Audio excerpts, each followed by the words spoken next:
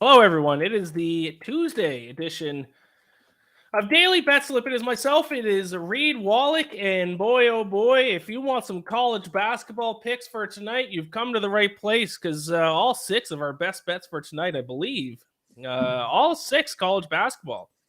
Get ready. Yes. So This strap is in it. for that. Big college sports day for you, Reed Wallach, because you're talking college basketball right now. Earlier, you talked to college football in this week's episode of the Early Read. I'm sure that you talked about this weekend's conference championship game. So after this stream is over, go ahead and check that out. Our game of the night, though, is NBA, the Dallas Mavericks against the Golden State Warriors. And we're also going to talk early leans for week 13 of the NFL season. But as always, we're going to start off with some community picks. We got a little bit of everything when it comes to community picks, a couple hockey picks in there as well, I believe. So why don't we just start off right there? And I will remind you, if you're watching this, like the video, like the stream, and give us a subscription there. Slowly but surely, we are building. I'd love to see it. If you build it, they will come. That's right. We're starting off on the ice from Chips at Chips Picks Daily. He's been crushing his picks for us. He's got a hockey one here. Hurricanes, Penguins under 6.5. Carolina first in shots allowed per game this season and 8th in goals against per game this season.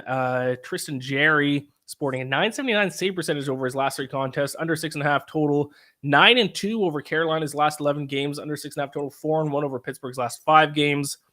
4-0 on community picks, giving himself a little shout out. There you go. Undefeated, never lost. But of course, that is the sports bettor's curse, Chips. I'm sure as soon as you say that, you're now going to lose. I'll be honest. I love the picks that he sends in. I don't necessarily love this one. Okay. I don't have an opinion, so I'm going to defer. I agree with you, so I'm against Chip's picks here. I do have a pick for this game. It is not on the opposite. I do like his side a little bit better than the total. But Pittsburgh is such a good offensive team that it makes me a little bit nervous. Like so far this season, they're ranking 3rd in expected goals for per 60 minutes. So, well, I remember last year, and you can correct me if I'm wrong, because I know we were both back in the Hurricanes in the postseason before they lost to the Rangers, and they were a great defensive team. Is it not the same this year? The Hurricane, yeah, they are. Yes, they are. Because he even said that, as my cat walks behind me. She doesn't usually walk behind me on that thing. Little special appearance by Daisy. You got a pick for us or what? No. Do we have any cat-related plays? Any mascots that are cats? I believe the Florida Panthers are playing tonight. So I think Daisy must be on the Florida Panthers. Yes, they're taking on the Flames. You on the Panthers? Yeah, I got excited about the Panthers. But you were saying about Carolina's defense. Yes. But yeah, I'm not giving out NHL picks on the show, so I guess I can talk about my pick for it because I tweeted out my best bets article, which you can read over on BetSided.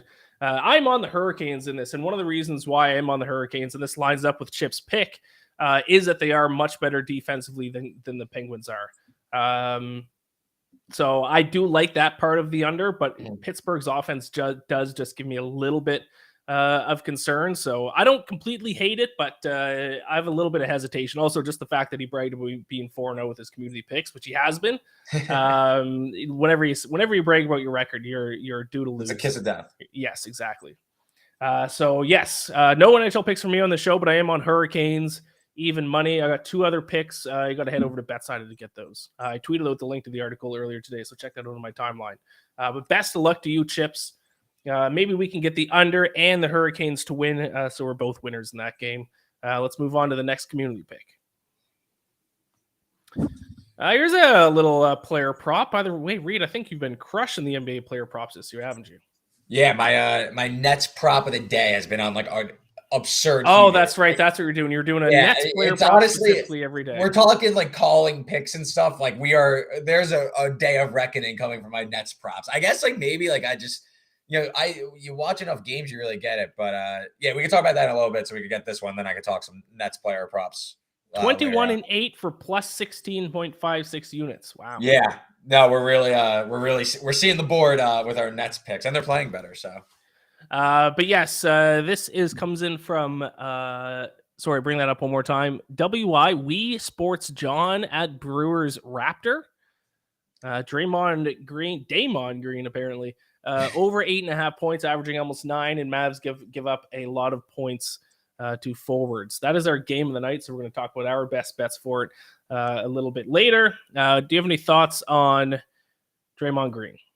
Yeah, this is a high total game. 220. I think I saw it going up to like 228, 230. So high total game. Yeah, it's up there. Never trust Draymond to score though. Like he could just eat like 9 seems low, but Draymond goes through plenty of dry spells where he scores 2 points, 4 points. It's like he's not necessarily a fulcrum of the offense, but if the Warriors are going to get out and run, I mentioned this in the handicap of the game without giving away the pick, but Mavericks' 3rd worst transition points allowed per play rate.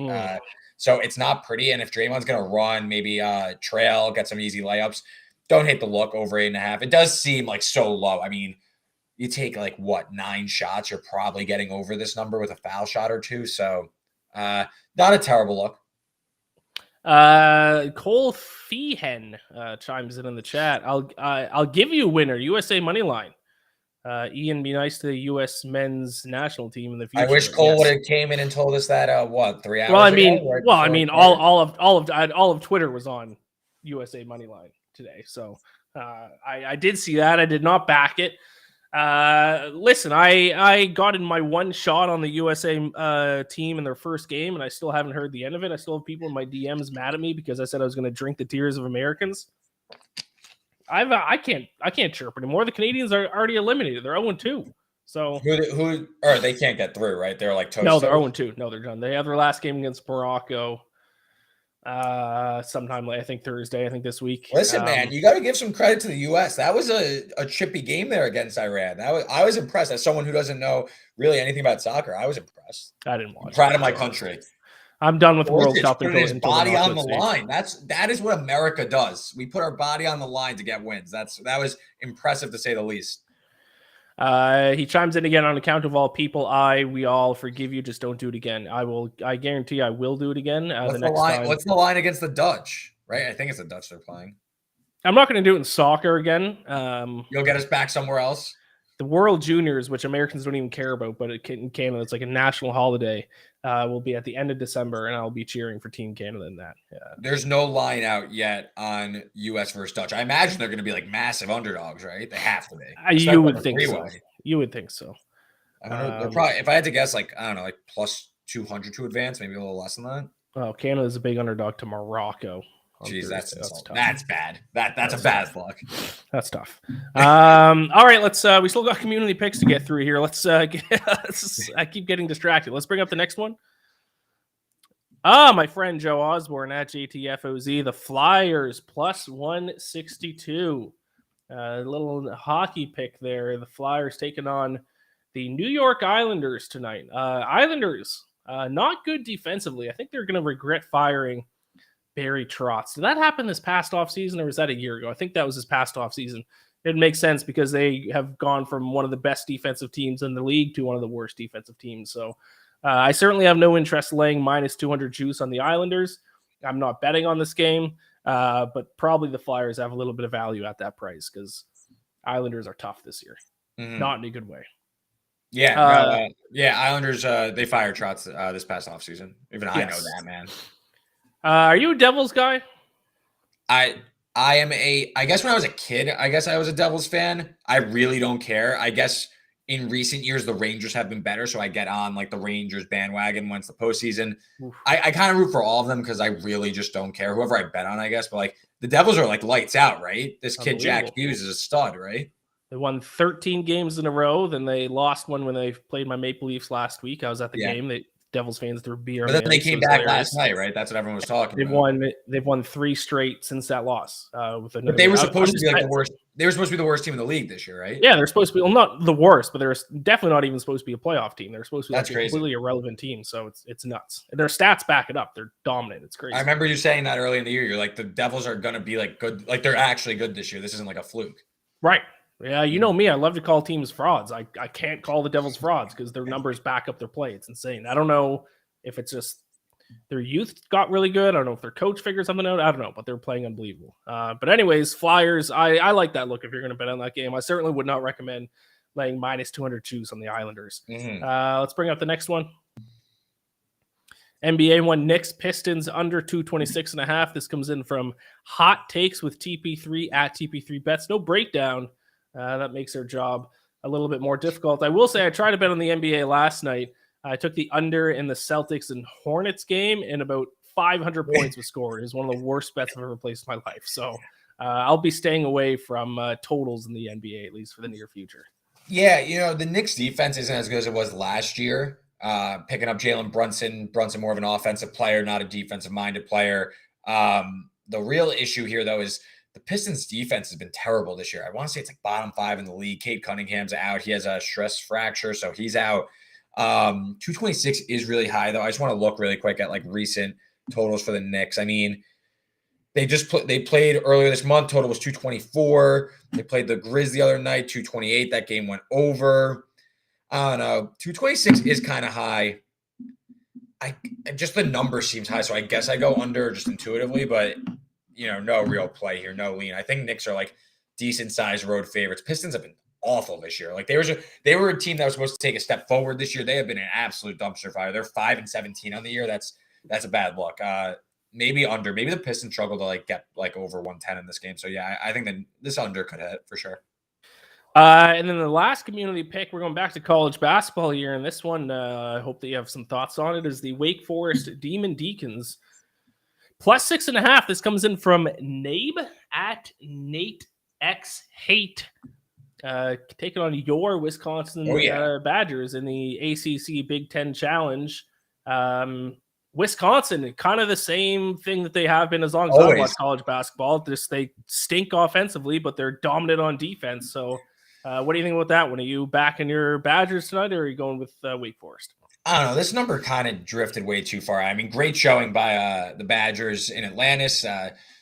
What was it? They lost to Kansas in overtime. They played tough with USC. I mean, it was a tough showing. And this is a team that it's young, but it's playing really well, playing over its head. But I want to back this team as an underdog, getting a few possessions. Asking Wisconsin to win with margins, kind of a tricky endeavor because they play so slow and the outside shot hasn't been there at all. I believe they're outside the top. I want to say like they're bottom 100, I believe, in 3-point percentage. So shot will come around, but just limited possessions in this game. I know they're at home, but saying that they need to win by more than 3 buckets is a little too rich for my blood. I kind of would look more towards the under 130.5 if I had any play on this game, but I don't. But go back. Just based on their defense alone, I think anything above the 120s, once you're getting into the 130s, I think you'd have to start looking at the under, right? Oh, yeah, for sure. I mean, they've been an efficient offense, but the possessions are so low. I mean, Kansas, I know it's a neutral floor, but Kansas total in the high 120s. Game went to overtime, and it only landed 69-68. Against USC, they won in the consolation game. Total 125.5. They won 64-59. So Wisconsin is limiting teams, in regulation below, 60 some odd points. So I don't expect Wisconsin to blow out Wake Forest. I expect this to be fairly competitive, even if Wisconsin covers late. So, I mean, 68-60, something in that neighborhood, like Wisconsin mid-60s, Wake low 60s, maybe even below that. So I think under is probably the better look here. All right, let's dive into our college basketball bets for tonight. All 6 best bets on the show today, all college basketball. I'll get things started off here. Let's do it. Let's go with the team that was really a darling for me back in, I think, 2019. Yeah, it was right. It was a season that ended up getting canceled because COVID right at the end. So the 2019-2020 season, Duquesne, or as I used to pronounce them, Duquesne. That's how I used to pronounce it too. I feel like everyone who read it before hearing it out loud pronounced it that way. No, it is Duquesne though. Minus 3.5. I'm going to take him against UCSB, UC Santa Barbara. Duquesne, hot shooting team to start the year, 56th in effective field goal percentage. UCSB down at 141st. But the big reason why I like this bet is because 67.9% of UCSB's shots come from 2-point range. That is the 64th highest rate in the country. So what do you want if you're going to bet on their opponent? You want a team that has a strong interior defense, and that is what Duquesne has. 30th in opponent 2-point field goal percentage, keeping teams to shooting just 42.7%. from down low. So I like Duquesne, aka Duquesne, minus 3.5 against UC Santa Barbara. What's their mascot again? The Gauchos. Or you're talking about Duquesne? Duquesne no, is Duquesne's a Dukes. Yeah, I was about to say the Dukes and UCSB. That UCSB was my team in what was the COVID tournament? 2021 tournament. That was my team. We nearly upset Creighton. The Gauchos. That was a hot pick in the first round. That was my didn't team. Quite work out. Yeah. Yeah. No, they made it close, so they covered for sure in that game. They definitely did not win outright. I had them making my Sweet 16. I remember, and that was that was the swing one for my bracket. Like UCSB makes a run, that's my team, and didn't get done, but it's all good. They got the cover. That's all that matters. So let's keep the college basketball train going. What's your first pick for tonight? Yeah, let's do Missouri -2 against Wichita State. Missouri is a team on the rise. They hired Dennis Gates up the mid-major ranks, and Gates pretty much just imported a bunch of mid-major transfers, the most notable being Isaiah Mosley from Missouri State, well-known Missouri Valley player last year. And this Missouri offense is absolutely humming. Top 15 in pace, and they're also top 20 in adjusted offensive efficiency per your friend Ken Palm. They also play heavy ball pressure defense. They're turning opponents over at a top 5 rate. And I think this line is where it is because they haven't really played anybody. They haven't played a Ken Palm top 100 team yet. So this is a team that hasn't been tested. They're going on the road for the first time. I'm not going to fall for it, though. I think that Missouri is better than expected. And Wichita State watched them play in their MTE last week against Grand Canyon. Wasn't impressed.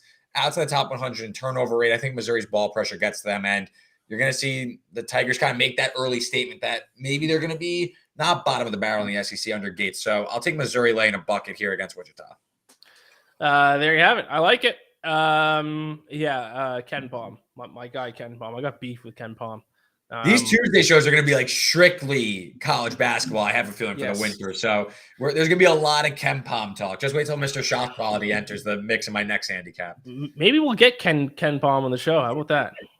I don't know if he'd want to come on your show. No, I'll debate him. I'll roast Ken Palm. I'm going to come up with my IMAC rankings, and they're far superior. UC Irvine number 3 on the official IMAC rankings. I'd love to know who's 1 and 2. Pepperdine is number 2 because they beat UC Irvine.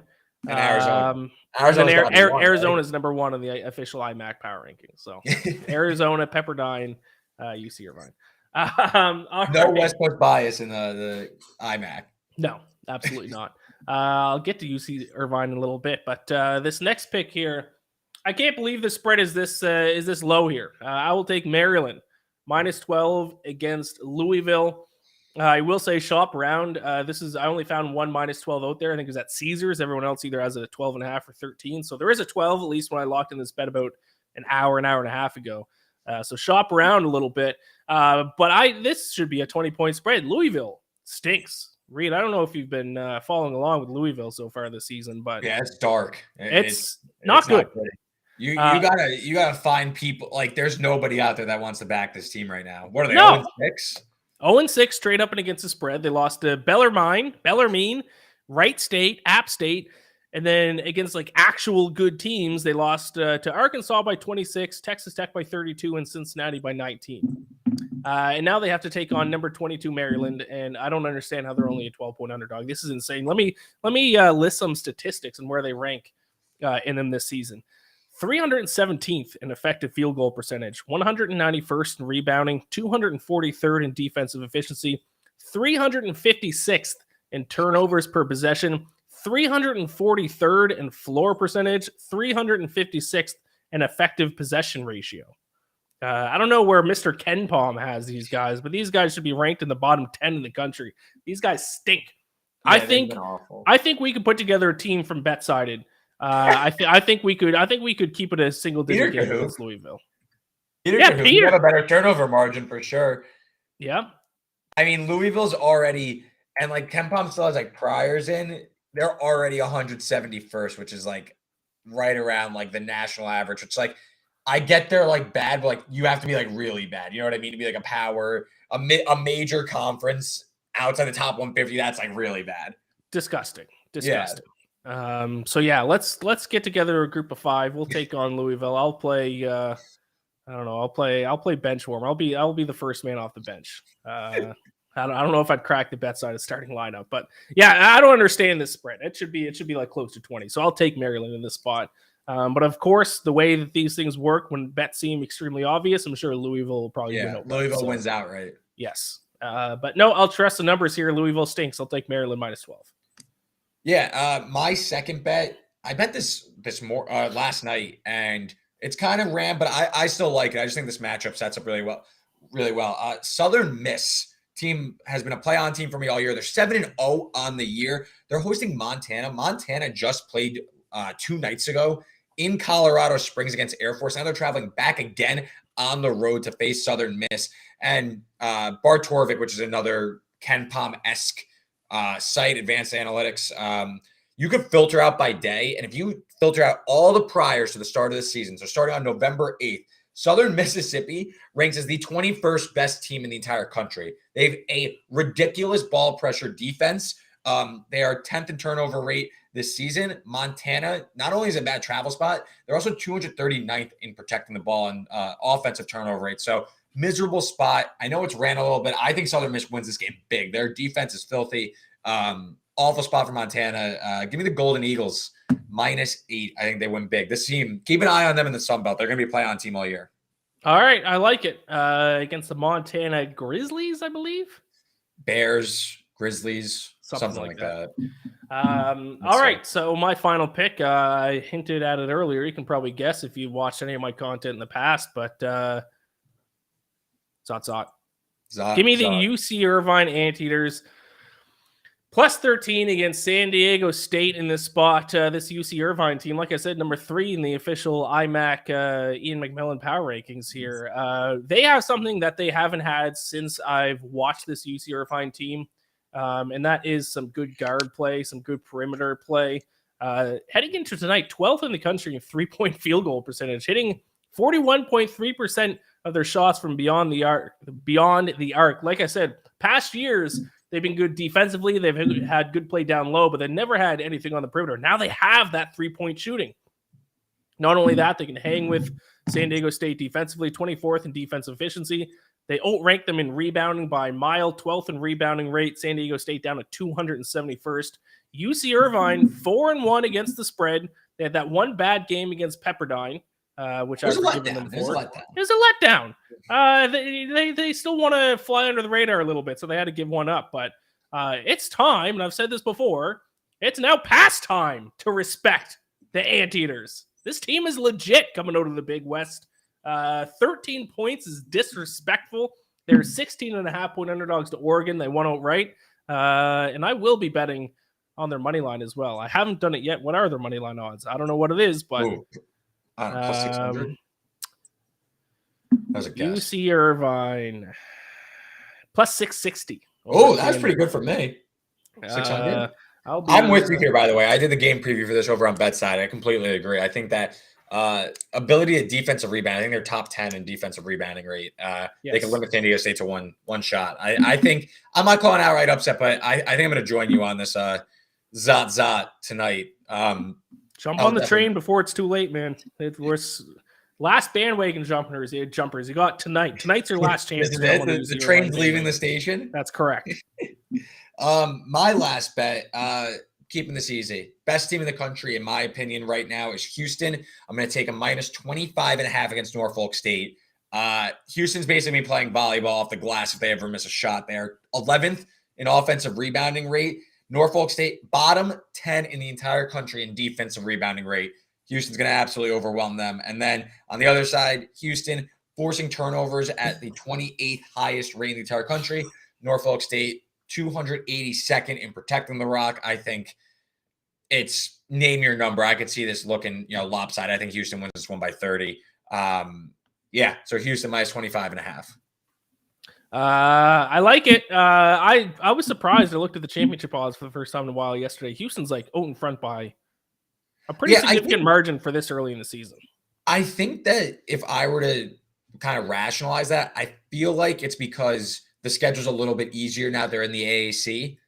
They're just like, you know what I mean? It's almost like they are very, very, they're probably the most likely team in the country to be a 1 seed, more than Gonzaga, honestly, because Gonzaga has 2 losses already. So if you kind of make it that way, like let's say like Baylor or Kansas, like those two, the odds are only one of them is the number one seed. You don't really know yet. You know what I'm saying? So that's why I think that you could say Houston's probably the favorite, but it's like too early for that stuff. I see. I got a good number on Arizona because I bet on Arizona actually about a week ago at 25-1 at FanDuel. They're all the way up to 13-1. What's Baylor? That's my team from preseason. Baylor's 13-1 as well. Okay, I have 16-1, so there's less room for me to run, but like yeah. But I don't know if you saw this. I don't know if I told you my other national championship bet. I bet on UC Irvine at 2,000-1 to win the national championship. How about that for? So like you'll be when like the social media accounts are tweeting about like this better has yes, you know, X to win like whatever on like UC Irvine. Like is he like should he hedge? Like that'll be you. We'll get some great content out of that. Except I put $10 on it, so $10 to win $20,000 on the UC Irvine Anteaters. How about that? There was only one. I could only find one sports book that even offered odds. It was Caesars at 2,000-1. So we'll see you. We'll see you in April, Caesars. We'll take that. We'll take it in cold hard cash. Yes, correct. Fact. All right, so there you have it. Those are our best bets for tonight. Let's go ahead and take a look at the recap graphic. All college basketball. I'm on Duquesne -3.5 against UCSB, Maryland -12 against Louisville, UC Irvine, Zot plus 13 against San Diego State. Reed, you got Missouri -2 against Wichita State, Southern Miss -8 against Montana, and Houston -25 and a half or 25.6, like the graphic says there, against who is it? Houston. You said Houston. Norfolk State. Norfolk State. So there you have it. 6 college basketball picks for tonight. Let's talk NFL Week 13. We got some early leans. We are officially in the final stretch of the NFL season now that we're past Thanksgiving. And this might actually be the best slate of games I think we've had all season. Yeah. Great slate of games. Feels like first time in a while. I feel like we've had a lot of dud weeks in a row here. Yes. They didn't do a great job scheduling the middle of the season, but yeah, a lot of good games coming up. So what's your early lean that you're looking at for Sunday's slate? Yeah, I think I said this on the show, but like I have the Jags to win the AFC South. So I was high on Jacksonville going into the year, and obviously their record, what are they, like 4-7? So obviously they haven't been good, but I still think my idea was there. Like it was the concept was correct, and that I think Jacksonville was a team trending in the right direction. They just can't execute late. They blow leads. I mean, I was looking at your net yards per play report, and again, I'm not saying the Jags should be some awesome team and like they should be competing for the AFC, but I thought they're closer to 500 than they are 4-7. I mean, they're 20th in net yards per play, and also on point differential, they are 11th. They are positive. I think it's a slight positive, but they're 11th in point differential. They're going to Detroit. I still don't really buy the lines. I think their defense is terrible. I think they get pressure on Jared Goff. He's a mess. I call him Jared Goof. They're 24th in net yards per play. They are 24th in point differential. So when they lose games, they lose big. I think we're going to see Jacksonville after that comeback win against Baltimore closes about 3.5-point dogs in that. I know they open as small dogs. Now they're small favorites. I think Jacksonville just wins this game. I think Jacksonville's the better team. Their numbers show it. I think maybe Trevor Lawrence took a step forward in that game. Sounds narrative-y, but looked better. That was a big 2-minute drive there against the Ravens, a playoff team. That showed something there. So I like Jacksonville. I think that they're going to finish the season strong. And I'm not saying I'm going to bet on more on them to win the division, but the schedule's there for Jacksonville to get back in the AFC South. They play the Titans 2 more times. If they were to beat the Titans both times, they're 1 game out of the division. Their schedule is much easier. So I think you can see Jacksonville get hot here. So I'll take them to win this game against Detroit. Yeah, and yesterday's daily Betslip, myself and Peter Dewey gave out our long shot picks to still make the NFL playoffs, and that was his pick, was the Jacksonville Jaguars. Yeah, they're right. A few bounces go their way. We're talking about this team and Trevor Lawrence very, very differently. So maybe there's some positive regression coming their way. I mean, look at their numbers. They probably profile more as a 6-5 team, 5-6 team than a 4-7 team. Yes, I would agree with that. Jaguars, I was on them last week as my upset pick of the week. Wow, that's gutsy out of you. I had Baltimore. I don't know how they lost. I couldn't tell you how they lost. Yeah, that was I think the only game that broke my way at the end. A lot of games broke against me. Jaguars broke with me though. Going for that 2-point conversion was that's a sweaty play to watch, but worked out in my favor. So that was my upset pick last week. My upset pick this week, the New York Jets plus 140. I have bet now on the Jets to win the Super Bowl at 70-1. I've bet on them to win the AFC, and I think it was like 39-1. I think it was. Okay. I'm starting to believe in this New York Jets team. I think people aren't believing in them because they're the New York Jets, but you got to look at them statistically. 8th in the NFL in net yards per play heading into this week. Their defense has been dominant, a top 3 defense all season long. And if Mike White can play even half as good as he did this last week, and that's all he has to do, because his Jets offense probably only needs to score 20 points to win each week. That's how good their defense is. So I'm taking them plus 140 against the Vikings team, which is the most fraudulent team in the NFL. I like this Vikings team heading into the season, and credit to them for having the record they have, but 30th in net yards per play. Their defense, that's crazy.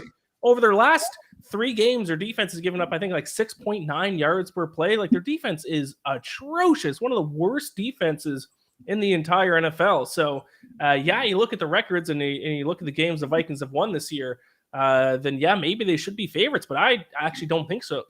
I don't think so. I think statistically the Jets are actually the much better team. Definitely the much better defense. We're talking about a top 3 defense against a bottom 3 defense in this game. So I'll take the Jets to win outright plus 140.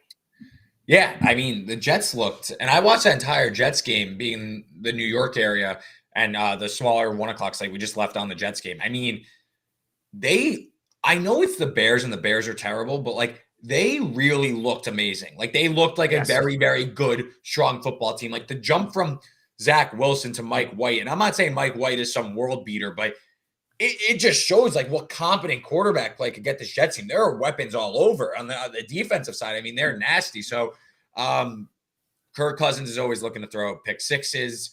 I don't trust him. I agree. I also think if you're going to take the Jets, just take the money line. Forget the points. I don't know. There's something about this game that reeks like Vikings either win going away because they, maybe Mike White can't handle going on the road, tough spot to play. But I think you just take the money line if you're going to do anything with the Jets. They could definitely win this game for sure. I've been saying, and I don't think this is a hot take, but I'm on this like Vikings are frauds bandwagon too. I have from before the season, I was like, they're a little underrated. I took them to make the playoffs at plus money. I took them to win the NFC at like 25-1 as like a dart. They're not winning the NFC in my opinion. They reek of first round out. Hosting a playoff game, just out. They're the Titans of last year. Yeah, if you are a wild card team, you want to be going to Minnesota for sure. Like I know Tampa Bay is 5-6 and they'll end up winning the division. You still don't want to go to Tampa Bay in a playoff game, in my opinion. Yeah, and whenever I do this and I call a team frauds, I get fans of the team in my DMs pissed at me. But like the numbers don't lie. I mean, it's not like I'm just like they're always like, oh, you just hate the Vikings, you're a hater. It's like, no, I'm not calling the Devils frauds in the NHL because they have the numbers to back it up. The Vikings don't have the numbers to back it up. Even their offense, which is supposed to be one of the most explosive in the NFL, is in the bottom half in a lot of offensive categories. So they're winning every 1-score game they're in, they win. That's not sustainable. This is like my thing with like sports betting specifically. Like it's like my USC thing, which like I've been like getting everything in my face because like they keep winning, but like if you like see that a few bounces will go differently, you also like look at the games differently. Like you look at a team differently. Like you got to like remove yourself for a second and be like, all right, well, if Josh Allen like didn't fumble a snap in the end zone, like the Vikings are what now they're 8-3 or whatever. And if you know what I mean? Like if you just like think of it that way and you almost like put a paper over the record and just be like, what is this team? Like, okay, the numbers say this.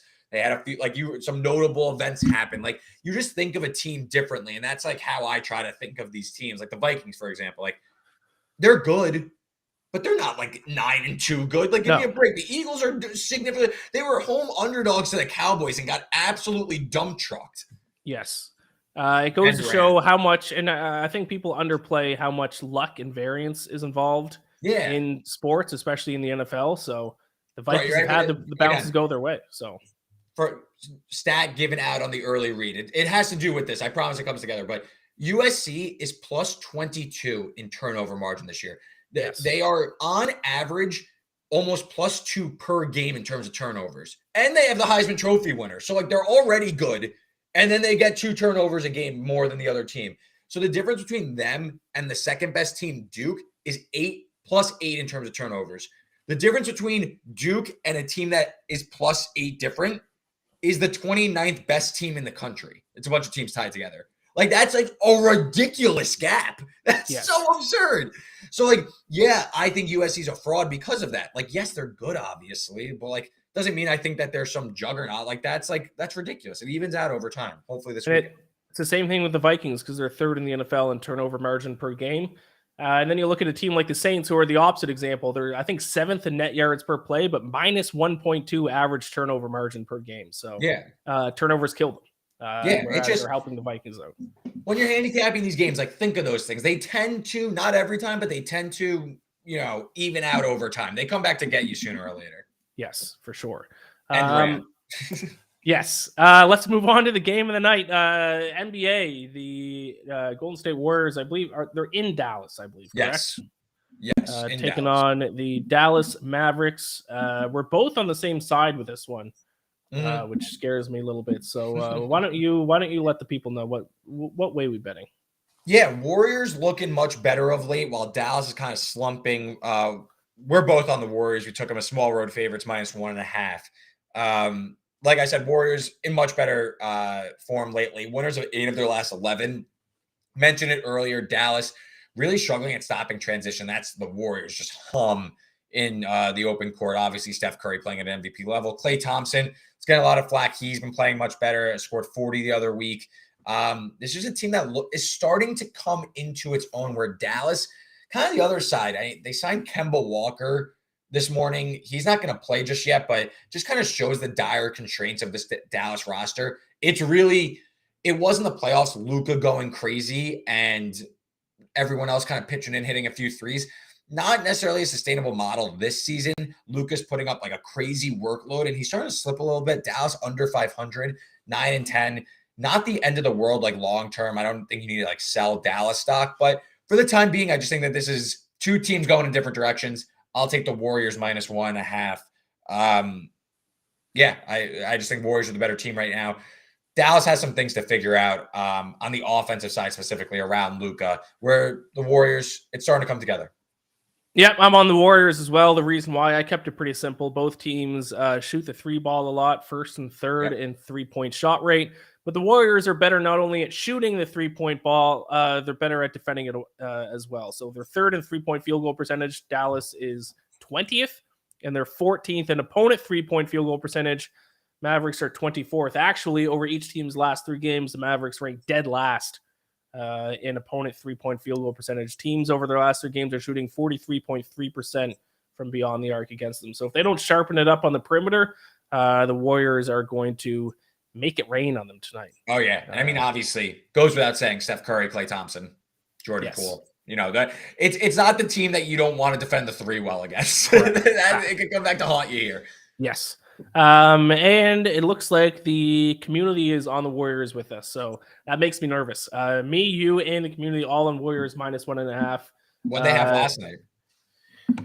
What was the game of the night last night? Was it Monday Night Football? Yeah, they definitely took the Steelers. Yeah, pretty sure they took the Steelers. Did you have the Steelers? I had Steelers money line. Yes. Yeah, I feel like you couldn't find a soul on the Colts last night.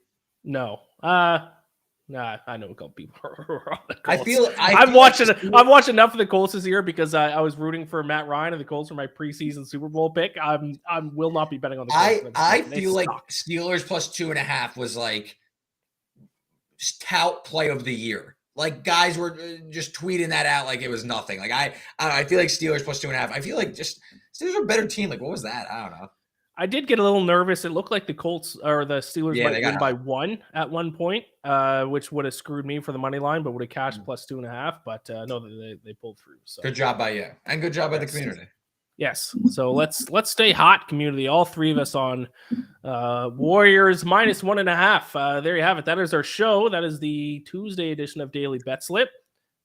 Reed, why don't you give your final thoughts and let the people know what they can find with the early read?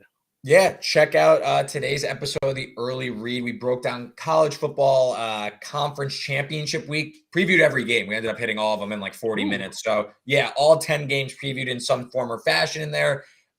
Going forward for bowl season, I will have a bowl pick'em video out Tuesday, getting you ready for all your bowl pick'ems. I think there's like 36 bowl games. I'll have a play on every single one of them. And then December 13th, following Tuesday, we will be doing live show, bowl preview, college football semifinals. And then after the new year, when we know the national championship, I'll do a little mini episode breaking down the national title game. And yeah, great season, 55, 46, and 1 against the spread all year, giving out plays on Tuesday for Saturday. So great year. And yeah, let's keep cashing. Well done. I can't believe it's the end of the year already. Time flies. Right? Crazy. When you're winning, I feel like it goes faster. Yeah, that's probably why the NFL seems like it's going slow for me, because it's rough for me. Oh, betting on every single NFL game, all 272 games, isn't as fun when you're losing. Man. It's a grind, man. It's a grind. Just keep it going. I believe in you. You'll fit. What's the record at right now? I haven't calculated it yet, but I think I'm down, about 7.5 units. Oh, so, dude, that's you could make that up. Oh, there's time left. I can get back to the positive. That's the goal, but I'm certainly not having the 30-unit winning season I had last year, unfortunately. It happens. So, unfortunately, that can't be done every year. No, it can't be. So that's all right. I'll have time to get back to the positive. Speaking of which, the new episode of Bacon Bets podcast should be out tomorrow morning. We'll record that tonight as usual. Yeah, let's get back to the black in the NFL. There you have it. That has been this episode of Daily Betslip. Like the video, subscribe to us, please. Gambler bless. Good luck with all your picks tonight, and I'll talk to you tomorrow. It might be Ben and I tomorrow, or it could be someone else. We'll see. You'll have to tune in to find out. Talk to you then.